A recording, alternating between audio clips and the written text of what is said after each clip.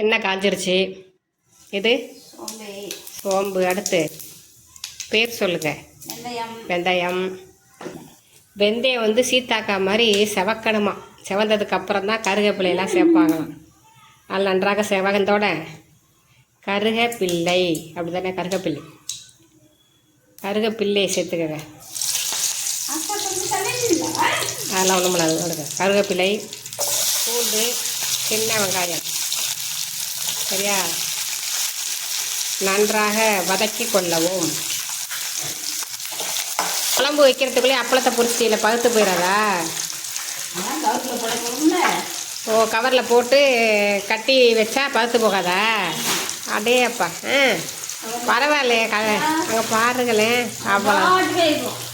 ஓ, பழுத்து போகாது. அந்த எண்ணெயிலே குழம்ப தளிச்சிட்டாங்க. எவ்வளோ ஈஸியாக கற்றுக்கங்கப்பா அதெல்லாம். அடுத்து என்ன பண்ணுறாங்க? தக்காளி. குழம்புக்கு தேவையான தக்காளியை சேர்த்துக்கொள்ளவும். இந்த சட்டி வந்து இப்போ புதுசாக நாங்கள் அன்றைக்கி போனப்போ வாங்கினது. குழம்புக்கு தேவையான உப்பு. ஏன் உப்பை இப்போயே சேர்த்துக்கிறாங்கன்னா, ஆனால் தக்காளி வெங்காயமாக சீக்கிரம் வதங்குமா, அதுக்காக உப்பை சேர்த்துக்கிட்டாங்க. சட்டி நல்லா இருக்கா? அந்த சட்டி புதுசாக நாங்கள் அன்றைக்கி போனோம்ல, அப்போ வாங்கினது. கடைக்கு போனப்போ வாங்கினது. வேக வச்சு தோலை உரித்து நறுக்குன்னு. இது பேர் என்ன? கருணக்கிழங்குன்னு சொல்லுவாங்க. கலையரசி அம்மா வந்து புடிக்கிழங்குன்னு சொல்லுவாங்க. உங்களுக்கு எந்த கிழங்கு அந்த கிழங்கு நன்றாக எண்ணெயில் வதக்கி கொள்ளவும். ஆனால் இது மட்டும் புது கிழங்கை வாங்கி தயவு செய்து செஞ்சிடாதீங்க. நாக்கு வந்து உங்களுக்கு சொந்தம் இல்லாமல் அரிச்சு தின்னுரும். கொஞ்சம் காய போட்டு ஒரு வாரம் கழித்து செஞ்சால் கூட சூப்பராக இருக்கும். என்ன தூள்? மங்களகரமாக இருக்கிறதுக்கு மஞ்சாத்தூள். குழம்புக்கு தேவையான மிளகாத்தூள். சீத்தாக்கா வந்து 3 பேருக்கு தான் வைப்பாங்க. நம்ம சாப்பிடுவாங்கன்னு கூப்பிடுவாங்க. ஆனால் 3 பேருக்கு தான் வைப்பாங்க. அதனால் நீங்கள் யாரும் வந்துடாதீங்க. உங்கள் வீட்டில் செஞ்சு இதை சாப்பிடுங்க. மல்லித்தூள். தேவையான மல்லித்தூள். ஆமாம். இப்போ மிளகாத்தூள் 2 ஸ்பூன் போடுறோம் அப்படின்னா எப்போவுமே மல்லித்தூள் வந்து 3 ஸ்பூன் போடணும். எல்லாத்தையும் நல்லா எண்ணெயிலே ஒரு வதக்கிட்டாங்க. வழக்கமாக கொண்டு வர புளிக்காட்டை கலையரசி அம்மாவும் சீத்தாக்கா வாங்குகிற புளி கள்ளி தண்ணியில் கரைச்சி வச்சுருக்காங்க. அதை ஊற்றி விட்றாங்க. ஊற்றி விட்டுட்டு ஆமாம், எப்போவுமே புளியை வந்து அவங்க கள்ளி தண்ணியில் கரைச்சி தான் ஊற்றுவாங்க. மீன் குழம்பு, சாம்பார், ரசம், இந்த மாதிரி குழம்புக்கு எல்லாத்துக்குமே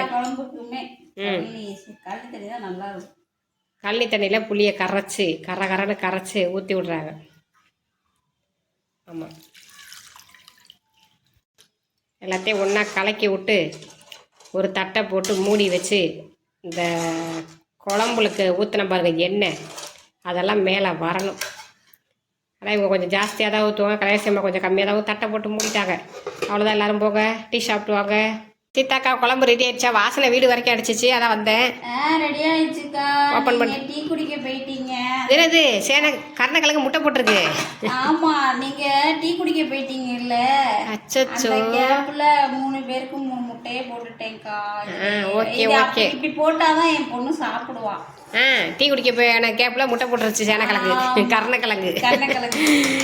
பாருங்க ஃப்ரெண்ட்ஸ், கருணக்கிழங்கு வந்து முட்டை போட்டுருச்சு. 3 முட்டை பற்றி நான் சொன்னேன்ல, நம்மளை சாப்பிடுவாங்கன்னு சொல்லுவாங்க. சாப்பாடு தர மாட்டாங்கன்னு. பார்த்தீங்களா? 3 முட்டை தான் வேக போட்டிருக்காங்க வீட்டில் இருக்க 3 பேத்துக்கு.